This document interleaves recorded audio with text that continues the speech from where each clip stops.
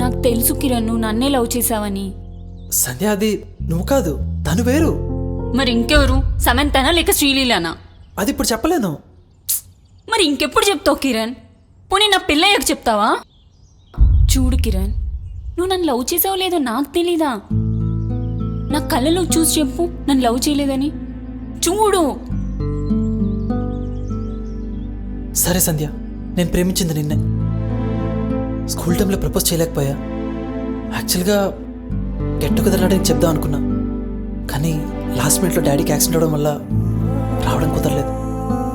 అప్పటి నుంచి నా ప్రేమ నాలోనే సమాధి అయిపోయింది. ట్రై చేయాల్సి ఉండే కిరణ్, ఒక మెసేజ్ అయినా చేయాల్సింది. నా నెంబర్ దొరకలేదా నీకు? నీ నెంబర్ నా దగ్గర ఆల్రెడీ ఉంది సంధ్య. ఉన్నప్పుడు మెసేజ్ అయినా కాల్ అయినా చేయాల్సి ఉండే కదా. నీ నెంబర్ నా దగ్గర ఉంది, కానీ కాంటాక్ట్లోనే ఉండిపోయింది, మెసేజ్గా మారలేదు. నీకు ఇష్టం లేకుండా నీ నెంబర్ తీసుకొని మెసేజ్ చేస్తే అది కరెక్టో కాదో కూడా నాకు తెలియదు. చూడు సంధ్య, స్కూల్లో ఉన్నప్పుడు నిన్ను చూస్తూ సంతోషపడ్డాం, వాట్సాప్ డీపీలో నిన్ను చూస్తూ ఆనందపడ్డాం. మేబీ నా ప్రేమకు తెలిసిన ఎక్స్ప్రెషన్ ఇదేనేమో.